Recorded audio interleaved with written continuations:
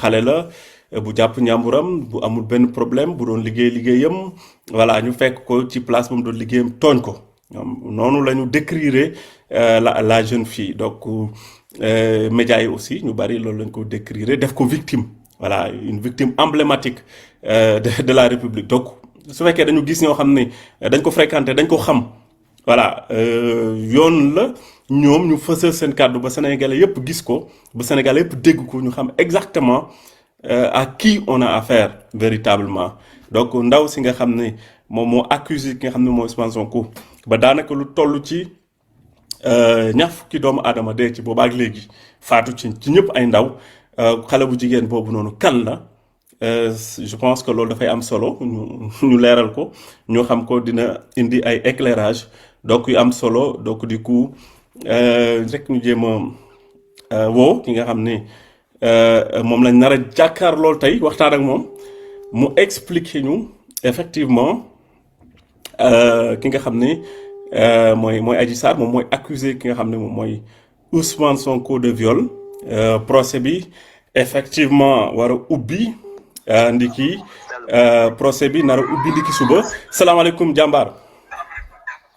maaleykum salaam bu baax. waaw kon yaa ngi en direct comme ni ma ko annoncé woon depuis tout à l'heure annoncé ko ñi nga xam ne ñoom ñooy internautes yi ne dina ànd ak koo xam ne véritablement xam na ki nga xam ne moom mooy Adji Sarr bi nga xam ne moom moo accusé ki nga xam ne moom mooy Ousmane Sonko donc loolu leeral yi dina tax Sénégalais yëpp xam kan mooy ndaw si ak li mu capable ak li mu capableul donc je pense que wax ji bari na wax nañ lu bari ci moom mais xëy na peut-être à travers ce témoignage bi nga xam ne da nga ko indi tey mën na tax ñu gën a xam kan mooy ndaw si ak lu tax lu mel nii xew actuellement Sénégal donc dama lay bàyyi nga nuyu ñëpp d'abord.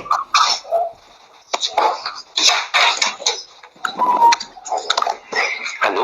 waaw yow rek la ñuy déglu instant bi. da ngeen def. auditeurs ak auditrices yi ku si nekk maa ngi leen nuyu sa tur ak sa sant. di leen ziar di leen baalu ak si lu ma yéex a dugg pour intervenir si le cas de Adji Sarr. lu mu accusé Ousmane Sonko. Adji Sarr dama leen di wax tey kan mooy Adji Sarr numéro 1. Adji Sarr benn xale bu jigéen la woon bu doon ut liggéey rond point Liberté 6 foofu bone di toog pour liggéey. pour ut liggéey pour mu dem liggéey. man foofu laa xamante ak Adji Sarr. am sama benn copain damay abrégé tur yi. sama benn copain bi ñu nee DT. moom moo amoon en face benn table bi jaay ay portable ay chargeur ay habillage portable. Adji Sarr di fréquenté ko ba ñoom ñaar dem ba bëggante mbëggeel am seen biir. ma lay wax lii lu leen naññ la. Adji su nekkee yaa may déglu war nga xam kam mooy wax. su nekkee dégg nga ma rek war nga xam kan ngay wax. sama kër lañ doon nekk suba ak ngoon guddeeg bëccëg. suñu demee plage ñëw sama gàlle la ñuy nekk bu ñu demee baal ñëw sama gàlle la ñuy nekk dañuy dugg yenn boîte sax moom du mun dugg dañuy graissé vidéo bi pour mu dugg ndax boo ko gisee woon dafa tuuti woon. jàppaar am na ñoo xam ne ñi ngi naan son bi xaw ko su fekkee da nga taal rajo wala télé sa wet comme ça nga fay ko ngir son bi gën a neex. xaar waaw waaw su fekkee voilà écouteurs yi je pense que moom mooy def écho quoi waaw. ok.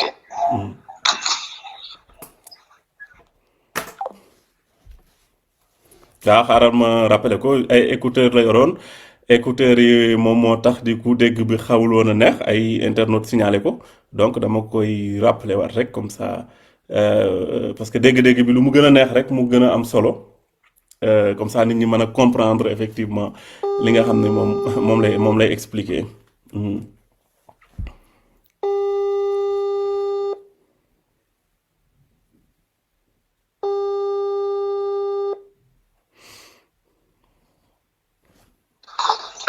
allo waaw. leer na. waaw dafa mel ni xaw na gën a tane waaw mën nga demal ñu xool. waaw moom ak sama waajooju Mhm. ñoo doon génn Mhm. biñ doon génn nag Mhm. dem ba ci biir am na lu xew seen diggante ñoom ñaar Mhm. Adji Sarr Mhm. dafa nekkoon en état ñu bëri xamuñu ko woon looloo tax sax mu gën a génn rond-point Liberté 6 boobu ñu utee kii mu daw ñooñu bu nekkee en état Mhm. état de grossesse laa la ñuy wax Mhm. looloo tax mu gënoon daw rond-point Liberté 6 Mhm. Mhm.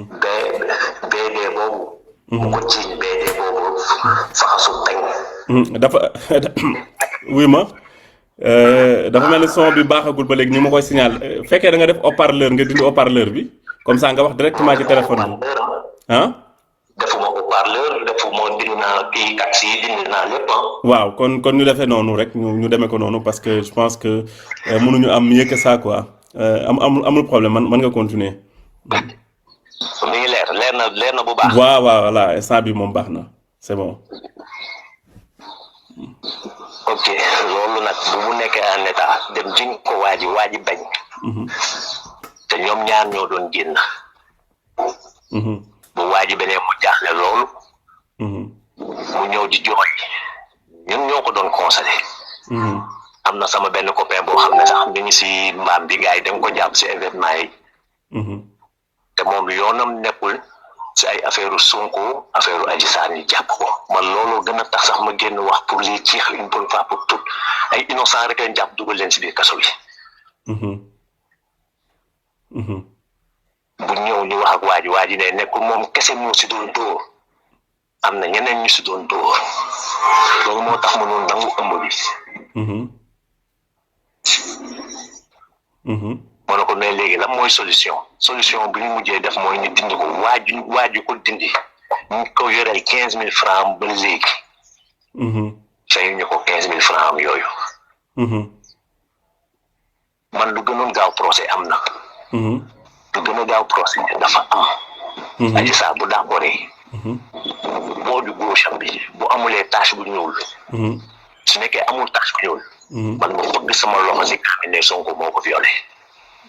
su nekkee am na tache bu ñuul si porte gauche bi si kaw. nga xam ne kenn dafa ko dara. ñu ko xam dafa bëri. dem nañu Ngor fanaan fa. copain bu ko doon gérer waxuma la moom de beneen copain suñu beneen copain. nekk ak moom. dafa oyofam bopp quoi bañ koy doon wooyee aji safle.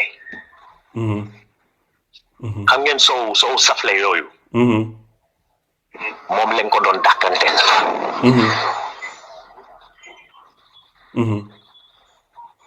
aji ñi ñëpp bu ko si dugaloon làmminam bu rëy man damay toog ak Sonko man xam naa Sonko yor naa numéro téléphone Sonko aji musul yor numéro téléphone Sonko. bu ñu déggee loolu les vautours laa dégg ko nee ko est-ce que li ngay wax li dëgg la wan ñu preuve si lay ne xaaral Sonko buy ñëw di maase sax man maa koy maase coow li commencement wax bi fa la jóge. billaahi wallaahi tallaahi ku deeg sa bàmmeel. na numéro Tigo la yoroon man maa ko yoroon man ma si doon woo gis nga ñii di nekk fii di ne xam nañu aji dañuy wax lu leen neex. aji ñun ñoo ko sokki. ñun ñoo ko sokki te ñun ñoo ko xaw a def mu doon nandite waaye doonul woon nandite si yoon boobu lañ ko doon yóbbu.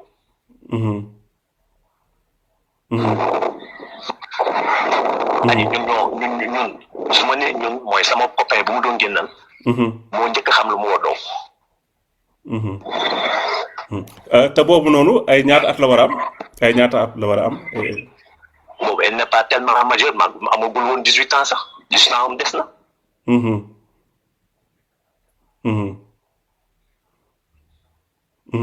rond-point Liberté 6 boo fi ñëwee laajte fa la Adji Sarr doon toog gars yi joxoñ la ko nee fii la doon toog fii la nekkoon doon bindu nañ ko moom dañ ko doon séen nii ndax dafa ndawoon.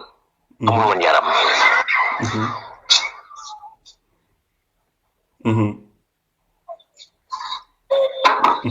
moo koy wax li yàlla moo ñu tiim ku dee ak sa bàmmeel xam na bu baax lu ma koy wax li lan la su nekkee mu ñuy dégg xam na kuy wax kan la. donc yow da ngay weddi actuellement ñi nga xam ni dañoo wax ni Adji Sarr déjà moom moo ko wax moo ni dafa vierge woon déjà bi mu jàppee ni dañ ko violé boobu moment boobu dafa vierge en plus xale la xamul dara donc elle avait je pense que 20 ans ñenn ñi 20 ans la am ñenn ñi bon voilà mi ngi doog a dugg ci 18 ans donc yooyu yëpp kon mën nañoo jàpp ni du dëgg par rapport ak témoignage yi nga xam ne joxe nga ko.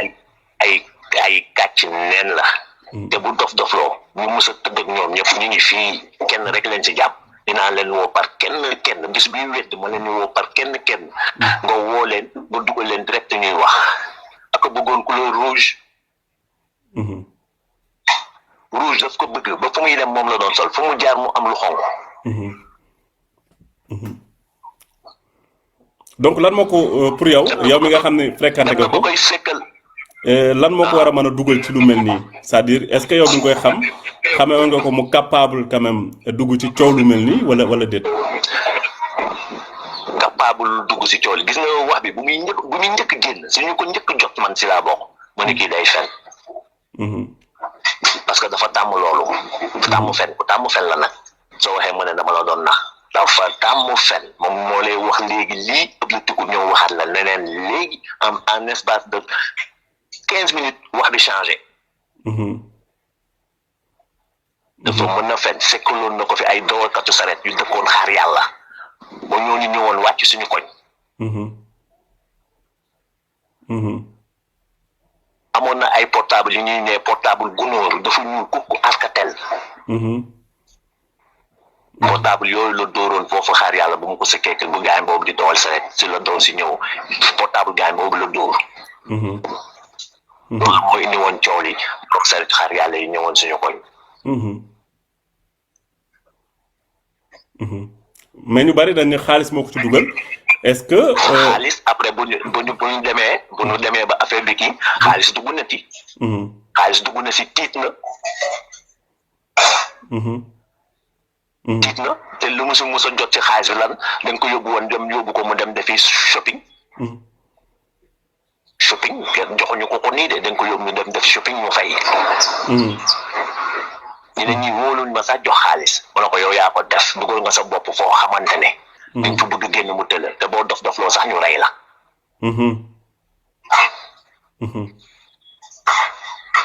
balaa mu doon neex procès am. ñu bàyyi ko benn avocat Sonko.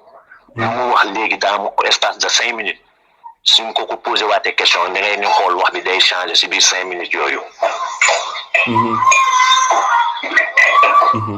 mënul tenir xamul pression.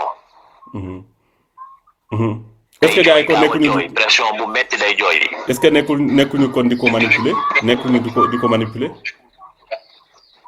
te nii nuñ ko en otage. lu weesu ma dem nañu ba utal ko kiiwu communication pour mu toog di jàng li nga koy lu muy wax ak lu mu fay def.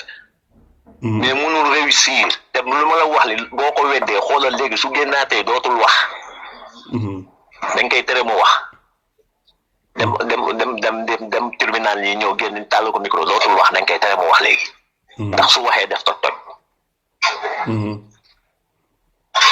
te lenn maa lañ koy wax si moom xool leen ko soo ko laajee leen day répété mooy di ko répété day leen ko bàyyi xel nit ku mun fen ak ku tiit noonu lay def moom noonu la mel. man dama ko xam.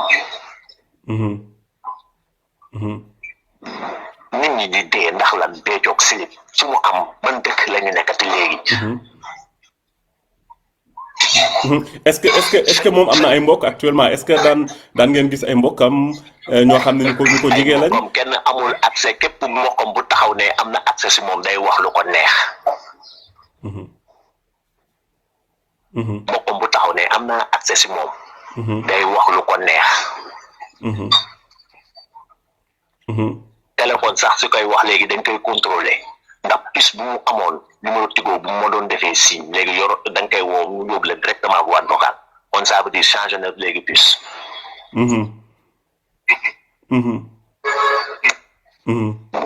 am na c'était si presse la.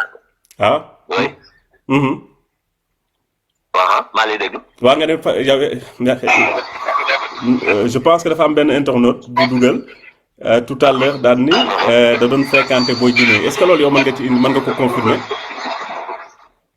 lenn moom xawma ko mais am tàmm na ànd ak ay am na koo xam ne mi ngi dëkk ginnaaw foire góor la mais boo ko gisee da ngay xam ne kii la quoi ñooñu la ñaari man yàlla na ma yàlla baal man loolu laa ko jàpp borom ñaari turi la. ginnaaw foire.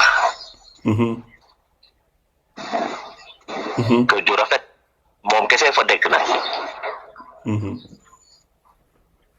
man say papa mu ngi samay waa kër yëpp ñu ngi extérieur.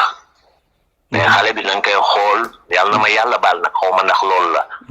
mais sa façon de faire ak sa façon de parler doxinam na nga xam ne boobu man yàlla na ma yàlla baal xaw ma nag borom ñaari tur yi laa koy teg.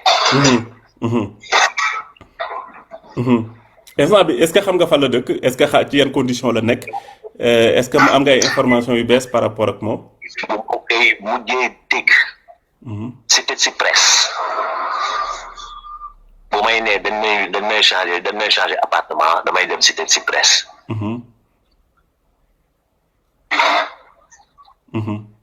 boobu laa ko mujjee dégg man boobu ba léegi déggatuma ko. ndax képp ku mu xam ne yow baaxoon nga ci moom nitam nga woon da lay woo di la wax moom lu muy dund. wóolootuñ ko sax bàyyi moom kese wala muy def yenn yi. c'est grave. wóolootuñ ko bàyyi parce que lu mu dérapé dafa bëri. est-ce que ñoom ragaluñu mu génn def ay révélation wax loo xam ne peut-être da leen di dugal. ma ne la bu jugement amee ba pression bi yéeg dina taxaw ne la lii yëpp diw moo ma si dugal. lu leen nañ laa la wax. kon ñoom amuñu sax intérêt peut-être procès am amuñu sax intérêt procès am du coup. bis bi ñu xoolee manipuler mënul dem dañuy jël dossier bi aj ko ndax gel bi ñu utiliser gel boobu moo antalul lii ba pare du nandite xeesul. attanul pression bi. antalu ko day jooy.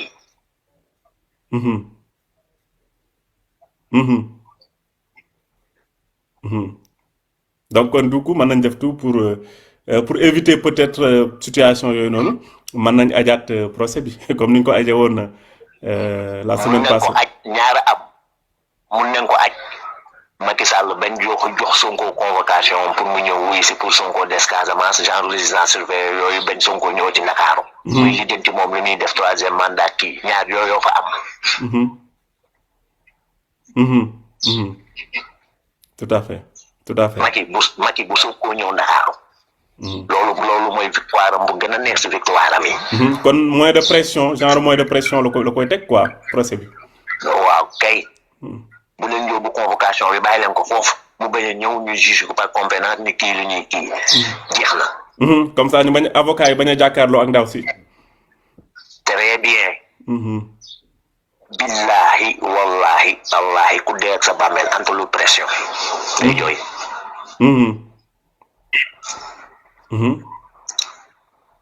yow lu lay wan ne gel bi wayul sama copain bu mu jiñ ëmb bi waa ji bañ. ma bàyyi ko moom ak beneen copain bi di ko consoler si biir néeg bi maa ngi si fenêtre bi si ginnaaw. copain bi di ko nee may ma benn daanu rek. ma ñëw ma ne ko yow yaa ñàkk jom yow lii la dal kii ñëw di la proposer pour nga may ko benn.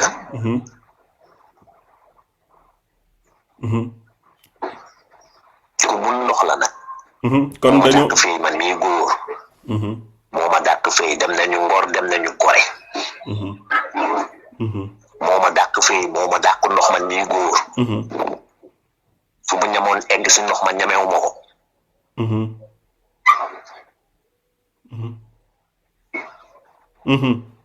sama copain bi moo ko doon jox añ copain bu génnee di dem moom lay teg si taabal bi. moo ko doon jox añ moo ko doon jox ndékki bu ñu paree moo ko doon jox reer ba pare reeree ko. am na ku laaj benn question sax ci chat bi Papa Diop mu ni est-ce que jot ngaa waxtaan ak ki nga xam moom mooy Adji Sarr ci wàllu dossier bi est-ce que jot ngeen ci waxtaan.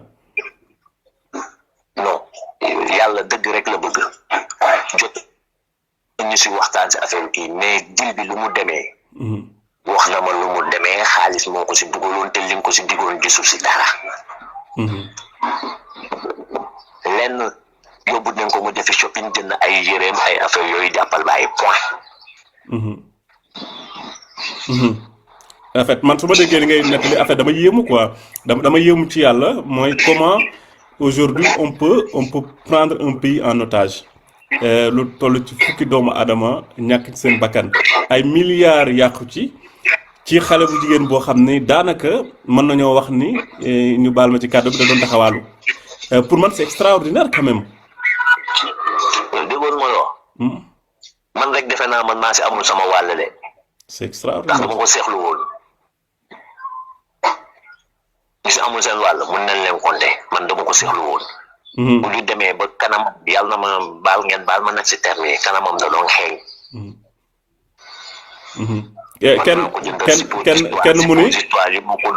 kenn mu ni ndax am nga ay éléments de preuve yoo xam ni mën na dolleeku ci dossier bi maanaam pour suñ demee procès dëgg gi mën a feeñ. photo yu ma yoroon. ñuy taxaw suñu buntu kër ñuy photo. jox naa ko le journaliste de Walfadjri la moom lañ téye. sama yaay xam na bu baax. man du ma mujjee jàpp Dof Ndeye fii di ko defaral bagage si la ñu nangoo sama iPhone ba léegi police nangu moo ko jox. te lu ma suturaal rek sama iPhone boobu sama yaay moom ma ko jëndaloon heureusement ba defuma ci dara. police nangu sama iPhone ba léegi jox ñu ma ko ba pare ba ay Dof Ndeye dem te Dof Ndeye dugg suñu biir kon ñor jaasi ànd ak ay nit ñu jàpp leen ñu woo police ñëw ñu dem kii man ñu téema ne ma yow toogal xaar nangu sama portable di xool dugg génn kërëb ba léegi jotuma sama portable. on est dans quel pays. am na ku laaj mu ne ndax amoo vidéo. yoruma vidéo. mais yoroon naa ay wax parole lépp jox naa ko waajoor yi nekk Walfadjri. journaliste bi jox lépp doon ko doon wax.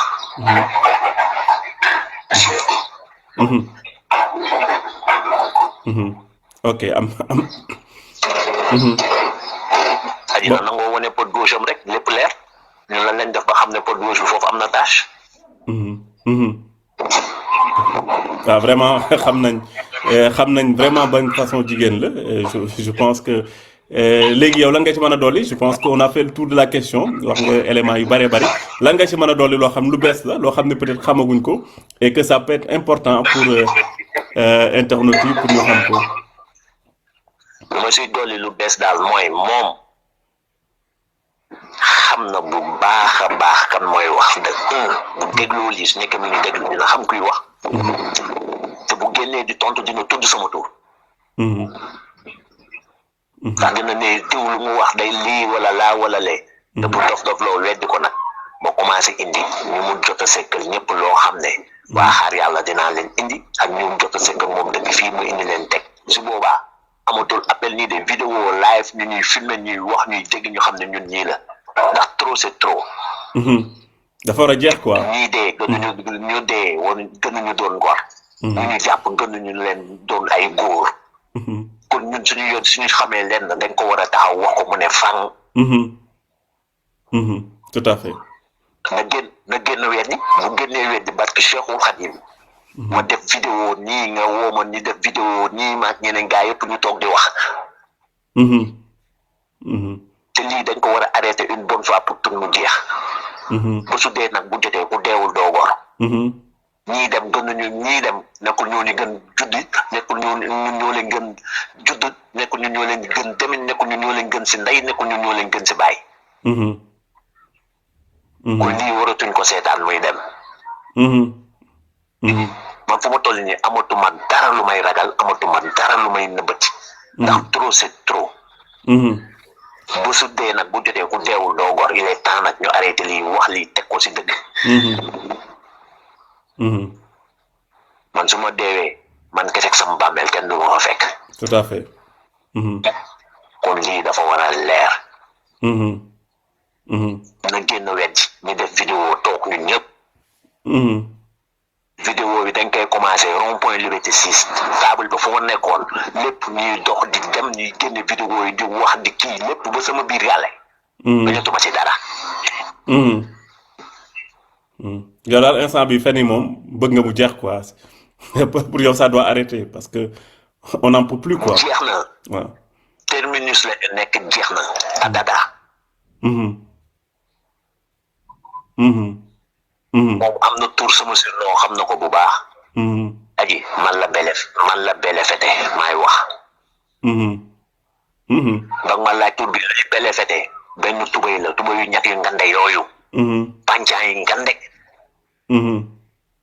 ma ne ko lii tubay bi moo tudd bele fete depuis boobu bele fete la may wooyee xam na bu baax kuy wax doful jinne jàpp ko surnom boobu xam na ko bele fete muur kanamam bu mu doon xeeñ maa ko doon jëndal suppositoire chaque suy tëdd mu dugal ko ci ndax kanam di da doon xeeñ loolu taxul ma seexlu ko am na benn internaute bu posé question mu ni ndax Adji Sarr am na doom ndax li naan am na doom ndax dëgg la wala dëgg Adji Sarr xaw ma ndax am na doom xaw ma ndax amul doom mais bu mu ëmbee sama copain bi moo ko ëmbal ñu dem dindi ko déggool mu la waajoo di dindi ëmb bi ñu ngi ko yoreel 15 000 francs ba léegi te waa ji xam naa fu mu dëkk xam naa lu mu tudd xam naa lu muy liggéey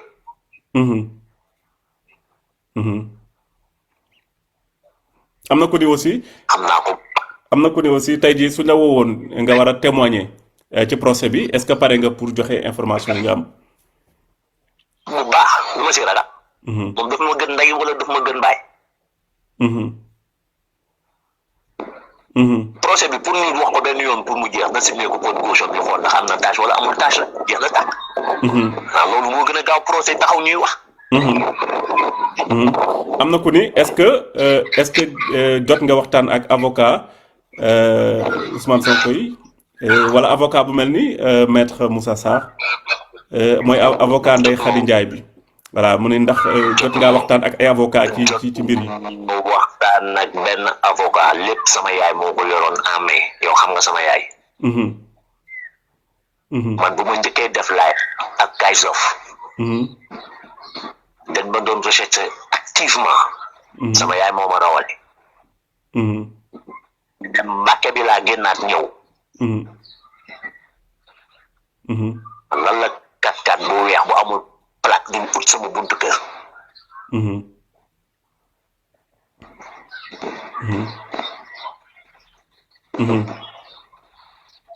il est temps nag saa mu arrêté lii arrêté une bonne fois pour tout mu arrêté.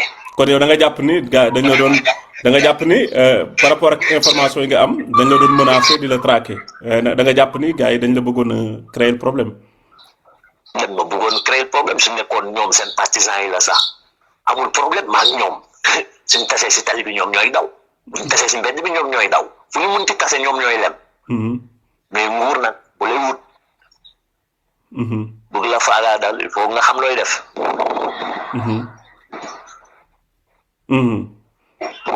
am na ku ni ma ndax pare nga pour def benn live avec les autres témoins yi nga cité pour gën a leeral mbir yi. na génn weddi lii may wax. vidéo la ñuy def amul woote appel vidéo nii ñu won leen commencement ba fu mu sosoo. ak ba fu mu yam. waaw. dama lay wax dañuy dem Ngor fu ñu nekkoon si Ngor Gorée fu ñu nekkoon si Gorée wala lépp dugg ñu gis def lépp moom dina xam ne ñun ñoo def lii. tout à fait. na affaire bi bañ a arrêté affaire bi nga xool. ñu ko arrêté wul yaay am lu kenn amul si Sénégal. am nga live ñu woote mais bii appel vidéo lay doon ñii dem ngay gis.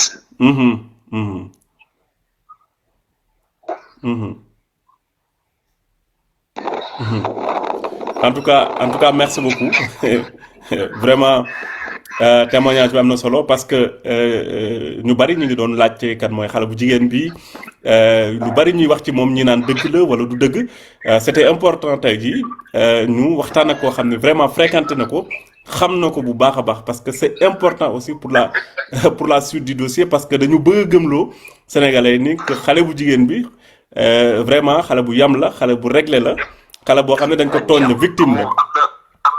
lu ma lay wax am na fu mu doon liggéey prêt à porter la fa doon def xam nga lan la doon def suy kii day jël yére bu muy sol indaale ko solu ba rafet. billaahi solu ba rafet te yére bi si prêt-à-porter boobu la ko jëlee solu ba rafet léegi buy dem bu ñëwee day fëggaat affaire yi tàllalaat ko bu mu téye bu demaatee da koy delloowaat si prêt-à-porter yi noonu la doon solo amul woon gàtt noonu la doon solo prêt-à-porter boobu mu nekkoon. waaw. noonu la doon solo. day jël kii ko ba mu naaj léegi buy dem ñëw ubbi saagam delloowaat affaire yi yëpp ba mu naaj. teg noonu suy demaat jëlaat beneen bu rafet jël dugal noonu la doon solo. ñun ñoo ko naroon def naan te waaye dafa yaakamte àddunaam.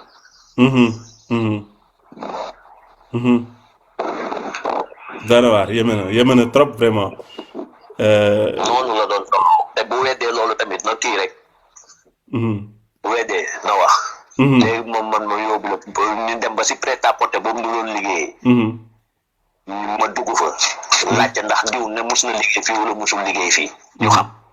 ñoo koy xam nga ku baax parce que vraiment information yi nga joxe ci moom yëpp c'est parce que da nga ko xam bu baax a baax et que li ngay wax ci moom yëpp vraiment voilà soo ko xamul woon mënoo ko inventé du luñ mën a inventé quoi donc c'est ay mbir la yoo xam ne vraiment da nga ko xam ci moom voilà et que leeral bi am na solo trop voilà parce que sénégalais yi aussi war nañoo mën a xam kan lañ seqal mbir mi ak kan moo tax ay sénégalais yu bari di dee tey kan moo tax ba naan Sénégal dina tàkkam du tàkk je pense que su fekkee xale bu jigéen bii la. lu ma gën a métti ay photo ñoo ko waroon ay yow Françoise Hélène Guèye kooku nga xam ne moo gën a minable kuy minable fii.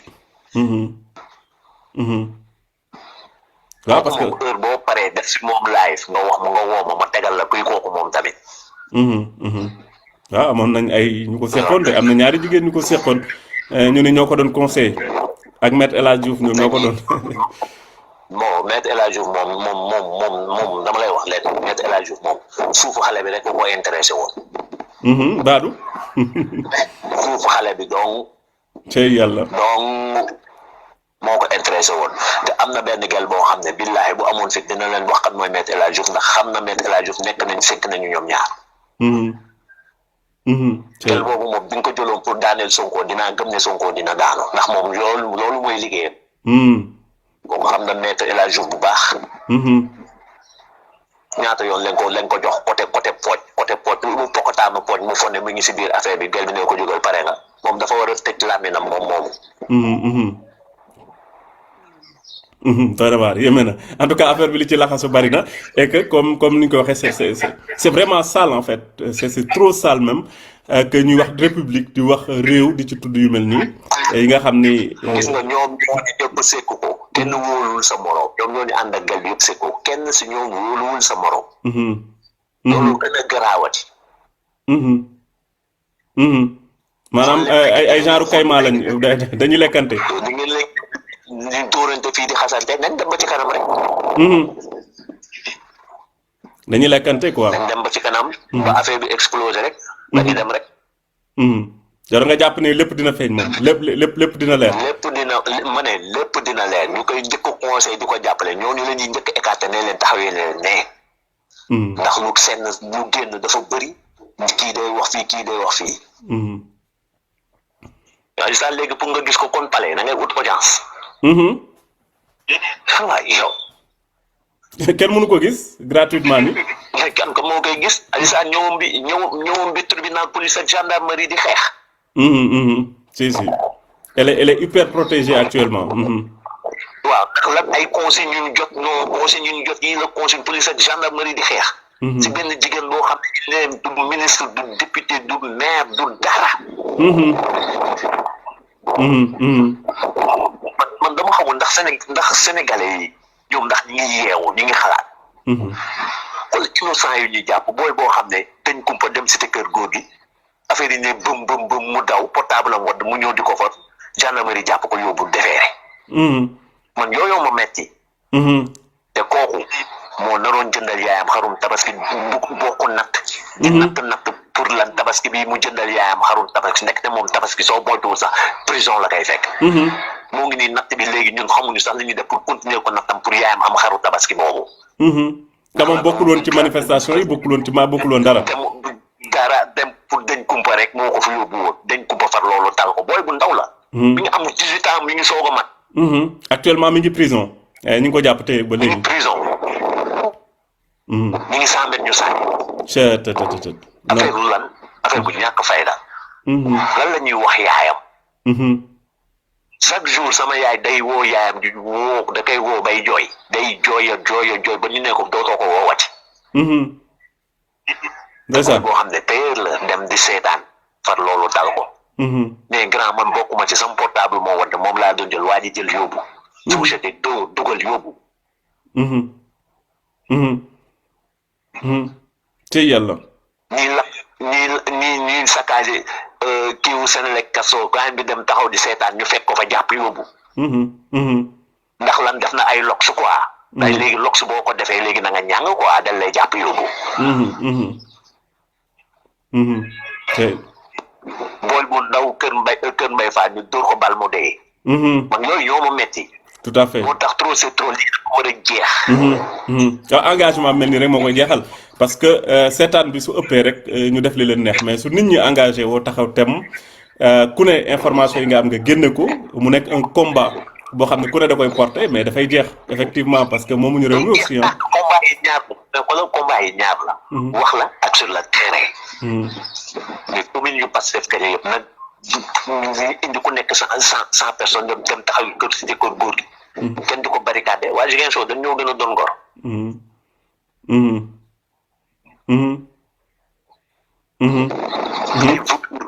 am na ku lay laaj am na ku lay laaj mu ni mars 2021 fan nga nekkoon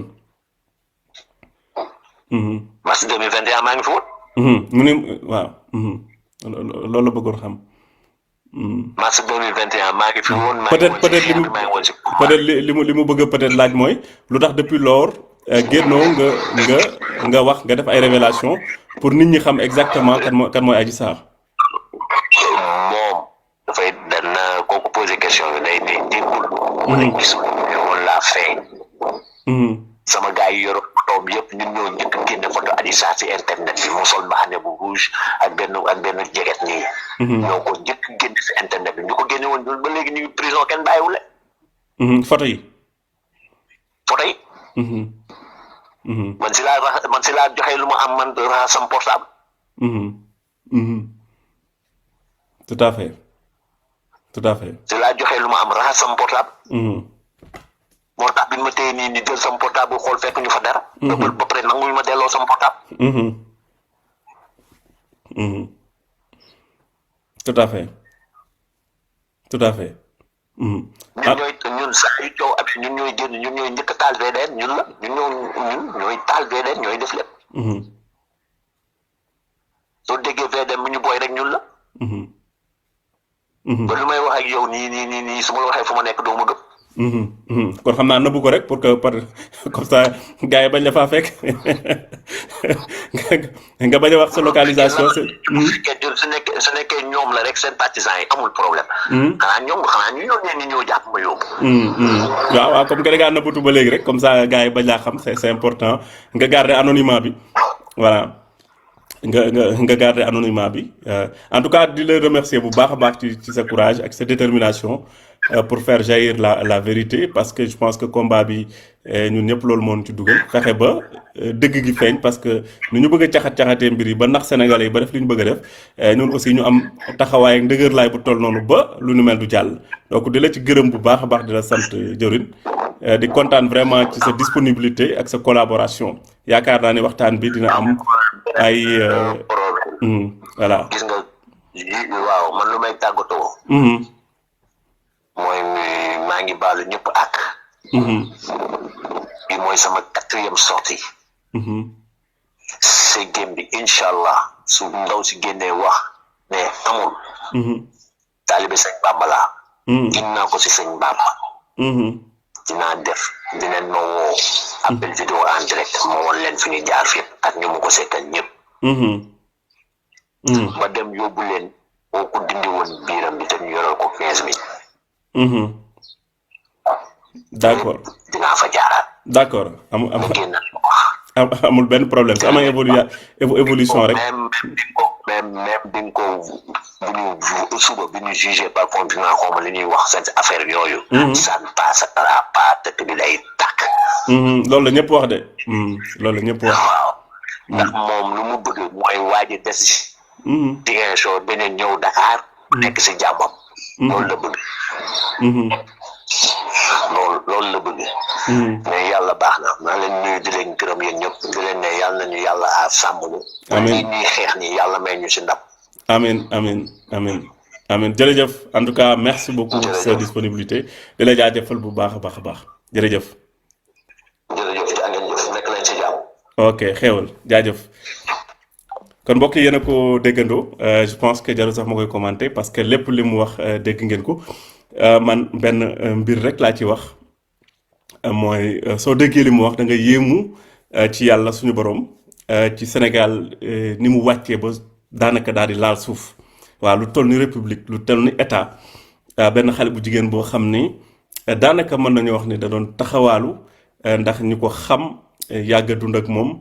def ay témoignages effectivement du lu ñu inventé lu ñu dund la léegi nag daanaka fukki nit ñi nga xam ne yëpp ñàkk nañ ci seen bakkan ak ay milliards yëpp yu ñu ci yàq ak sénégalais yi ñu ci tëj prison lépp rek ngir koo xam ni daanaka jarul woon sax xar di dem prison waxuma la nag ay nit di dee ay nit di yàqule donc loolu day wane rek suñu état démocratie ak ñi ñu jiite seen niveau. voilà fi ñu toll parce que lii lépp ñoom la su fekkoon am nañ ay benn niveau voilà de conscience boo xam ne et de responsabilité xëy na duñu dugg ci lu mel nii de képp ku ci laale rek xamal ni yow daanaka mën naa ni sax xelum bàyyi ma moom moo la tane parce que lii ku am xel di xalaat du ci tax toog di wax ba cay dugg léegi comme que ñoom nag dugg nañ ci ba agsi fii yaakaar naa ni bàyyi ma sax moom moo leen tane ndax ñi dee dootuñu dellu si ñi nga xam ne ñoo yàqule la ñu yàqale dootul ñëwati ñi nekk prison également seen ay famille ñu ngi souffrir donc Sénégal aujourd'hui foofu la toll c'est su ma ko déggee damay yéemu ci yàlla témoignage bi dama naan vraiment lii ça tout ça pour ça c'est vraiment extraordinaire donc on reconnaît plus ce pays moi je reconnais plus ce pays qui est le Sénégal mais c'est à l'image tout simplement de nos dirigeants parce que quand tu es à la tête de ce pays des bandits des gens yoo xam ne ils sont capables de tout te amuñu lu ñuy jomm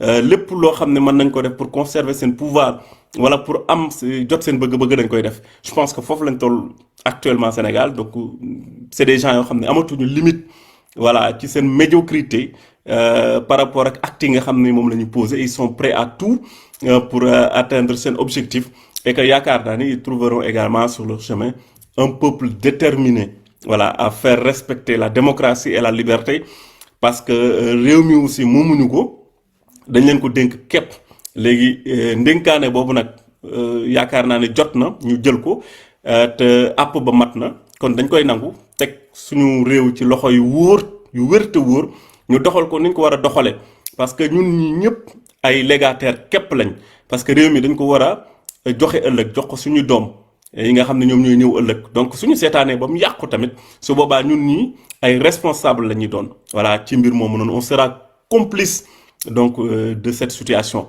moo tax tey jii suñu détermination warul souffrir benn faille donc on doit être toujours prêt à ce que ñoom fu ñu génnee cette machine médiatique pour manipuler les populations ñu taxaw fa pour faire barrage fu ñu génne également pour bëgg a neewal doole askan wi ñu taxaw également pour faire barrage parce que loolu rek moom mooy tax ñu mën a jot li nga xam ne moom lañ moom parce que su dul loolu dinañ utiliser li leen réew mi jox pour am seen bëgg-bëgg te yaakaar naa ni loolu mënul nekk kon ma leen di jaajëfal bu baax a baax di leen nuyu ci ànd bi ngeen àndoon ak ñun donc loolu moo doon solo si tey waxtaan bi nga xam ne indi naa ko ak jàmbaar ji mu indi ay révélation wax ko ci ki nga xam ne moom mooy Adji Sarr te procès bi war a ubbi suba ak li ci xew yépp avant donc lii laa indi woon tey xëy na dina tax ñi nga xam ne yu bari xamuñu ko woon ñu xam ko ci témoignage bi nga xam ni def nañ ko tey kon di leen jaajëfal bu baax di leen jox dig daje beneen yoon rek